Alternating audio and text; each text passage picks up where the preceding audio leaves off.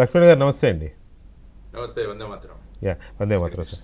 లక్ష్మణ్ గారు, ఇప్పుడు ఈ ఈ ఐబొమ్మ ఈ మొత్తం దీని చుట్టూ తిరుగుతోంది. దాదాపు ఒక 2 వీక్స్ నుంచి చాలా హాట్ టాపిక్ అయింది కదా ఇది. దీని మీద అసలు మీ ఇనిషియల్గా మీరు చేస్తున్న అబ్జర్వేషన్స్ ఏంటి సార్? అంటే బేసిక్గా ఏంటంటే, ముందు పైరసీ అన్నది జస్ట్ ఒక దీంట్లో చెప్తాను. పైరసీ అంటే క్రియేటివ్ కంటెంట్ను క్రియేట్ చేసిన వాళ్ళ అనుమతి లేకుండా దాన్ని కాపీ చేయడం కానీ, డౌన్లోడ్ చేయడం కానీ, ట్రాన్స్మిట్ చేయడం కానీ, స్ట్రీమింగ్ చేయడం కానీ, దీన్నంతా పైరసీ అంటాం.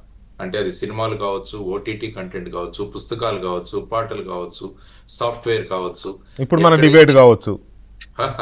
అంటే క్రియేటివిటీ ఎక్కడైతే ఉందో, ఎందుకంటే ఈ డిబేట్ ని మీరే మీ స్ట్రీమ్ లో పెడతారు కాబట్టి దాన్ని మనం చేయొచ్చు. కానీ సో బేసిక్ గా ఏంటంటే, క్రియేటివ్ కంటెంట్ ను పర్మిషన్ లేకుండా చేయడాన్ని పైరసీ అంట. ఎందుకంటే భారతదేశంలో ఇది మోరల్ గా తప్పు, తర్వాత చట్టపరంగా కూడా శిక్షకు అర్హమైన నేరం. అంటే ముఖ్యంగా 3 చట్టాలు ఉన్నాయి మన దగ్గర. ఒకటి కాపీరైట్ యాక్ట్ 1952, ఆ తర్వాత cinematography act 1952 but amended in 2023, తర్వాత ఐటీ చట్టం.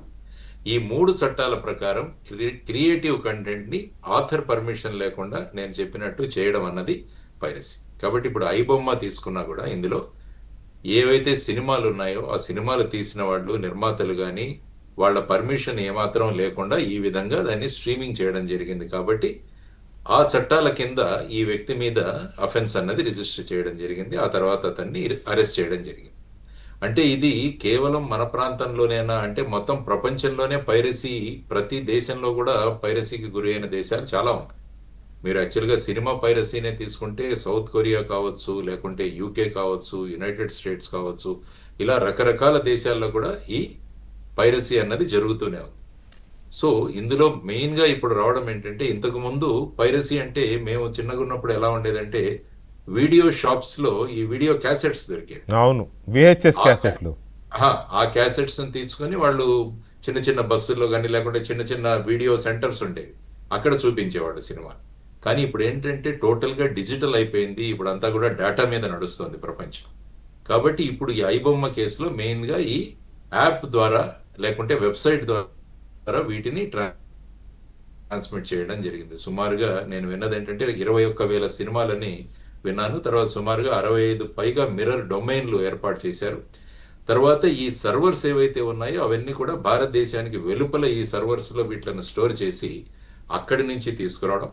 తర్వాత వీటికి వెళ్ళిన తర్వాత ఇంతకుముందు మీరు ఇంట్రొడక్షన్ లో చెప్పినట్టు సుమారుగా ఒక 14-15 అడ్వర్టైజ్మెంట్స్ కి వెళ్ళిపోతాయి. ముఖ్యంగా వాటిలో బెట్టింగ్ కానీ, గేమింగ్ కానీ, వీళ్ళ ద్వారా కూడా వాటిని లింక్ చేయడం, లేకుంటే మ్యాట్రిమోనియల్ సైట్స్ కానీ.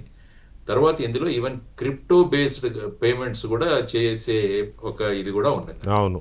సో ఇవన్నీ చూసుకుంటే ఈ విధమైన ప్రభావం వల్ల ఈ ఐబొమ్మ అన్న కేసు ఇంత ప్రధానంగా వచ్చింది. తర్వాత ఏంటంటే, ఈ మధ్యకాలంలో నేను విన్నది ఏంటంటే, రీసెంట్ గా రిలీజ్ అయిన చాలా పిక్చర్స్ కూడా ఈ దీని ద్వారా ట్రాన్స్మిట్ అయ్యాయి అన్నది. అందులో ముఖ్యంగా ఐ థింక్ కాంతారా గానీ, ఐ థింక్ ఓజీ గానీ, ఇలాంటి సినిమాలు కూడా ఈ దీంట్లో గురి అయ్యాయి. సో ఆ విధమైన పరిస్థితుల్లో ప్రస్తుతం ఈ ఐబొమ్మ అన్నది, ఎందుకంటే ప్రజలు ముఖ్యంగా సినిమా అన్నది చాలా ఇష్టం, ప్రజలకు ఎంటర్టైన్మెంట్ అన్నది చాలా ముఖ్యం.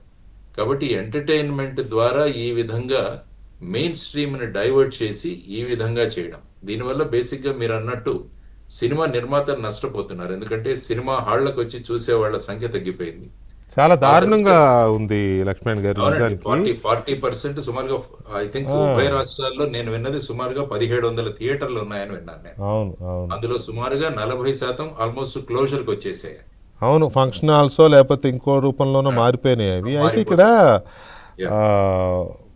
ఇంతకు ముందు ఎలా ఉండేదంటే, అది ఓటీటీలోకి వచ్చిన తర్వాత, అంటే సినిమా రిలీజ్ అయిన తర్వాత 15 డేస్కో 1 మంత్కో ఆ సినిమాని ఓటీటీలో పెడితే అప్పుడు ఇతను తీసుకుని దాన్ని పంపించేవాడు అనేది. ఇప్పుడు అలా లేదు.